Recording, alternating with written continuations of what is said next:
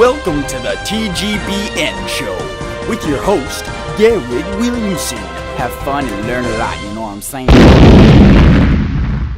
What is up, motherfuckers? It's the TGBN show. You broadcasters got a great show today. Actually, not really. I'm fucking tired, but here we go. It's the Origin Gaming PC, but it's the Omega Origin Gaming PC. So initially, what they're saying is that it's a $2,500 console. That's kind of a ripoff because every single time someone hears console, they don't really look into what it's actually about.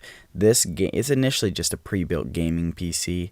There's nothing so big about it other than the price point and the fact that it has basically two graphics cards. But it is typically a pre-built gaming PC. It's I believe you could actually create and build your own PC for even cheaper. But this one is the reason why it's so expensive is initially it comes out of the box with high specifications, yes, but it's also pre-built. So you're always going to spend a little bit more for a pre-built machine because a lot of people don't like building gaming PCs. And I shouldn't know really in all aspects. I mean, I did have a computer engineering class, and I did not really build a PC. We took it apart and we added RAM, and they are old fucking PCs. And then we uploaded Linux to the software, so it was able to boot Linux. I can't remember what the actual model of the Linux was. I can't remember the exact version number, but it was able to run Linux and Windows XP, so it was pretty cool overall. But I mean, it wasn't a powerful machine, and it's not like I got a lot out of it, so I don't know exactly how it is to build a gaming PC. I'm almost assuming it's pretty easy, definitely given by a lot of the YouTubers who have said how easy it actually is. Now, if you were all cautious about it and whatnot, why don't you just take it to a guy who can build one for you, and you just look at the specifications, and then you put them all together, and then he'll probably charge you for the building costs. You could always do that, but some people are actual, they're just totally, I don't know.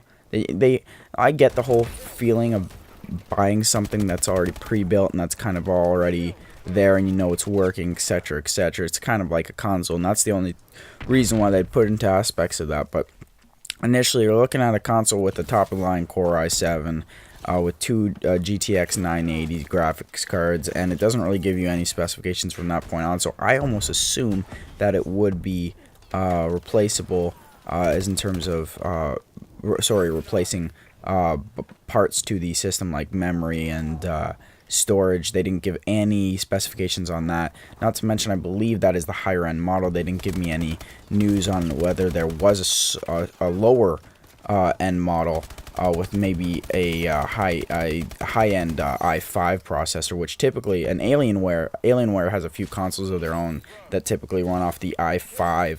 There's about 3 consoles that run off the i5 that can actually do it not too terribly well, or not too terribly terrible, sorry. But yeah, they're like dual core i5s, whereas this one is a quad core running all the cores. What is it at? Yeah, overclocked, all 4 cores. It's 4K rated. It has the two GTX 980 graphics cards. It has all of this capability. It's pre-built, so everything's going to be pre-built into it. It has all these controller applications. It's basically like gaming on a PC, yes, or gaming on a console right out of the box. However, you can upload as soon as the Steam box comes out initially, which they're tending to apparently announce more information on this March of 2015.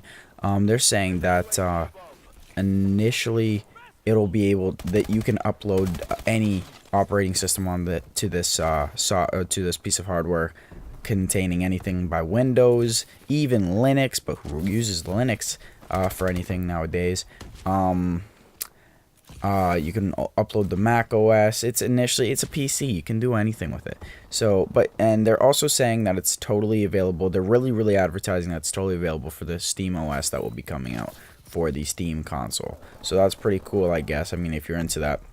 Honestly, if I was gonna go PC game, I'm not gonna buy a pre-built PC gaming machine unless I had the money to review one and had my own built one myself. Now, it is rather expensive though. That's what turns people off. I mean, who really wants to spend $2,500 motherfucking dollars on a console initially, like on a pre-built gaming PC, when you could probably buy the pieces you need that make it just as powerful, if not more powerful, for so much cheaper. It's just because it's a name. It's just because it's pre-built. That's all. But that's initially my whole view on the idea of the Origin gaming PC. It's a cool thing.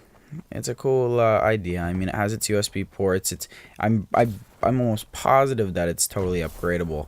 But at the same time, there's no point. There's really no point in getting it. So I don't recommend it to any gamers. That's for fact. But anyways, that's basically all I wanted to say about the Origin Omega Gaming PC. I will be out of this bitch. TGBN out. And I'll see you next time, broadcasters.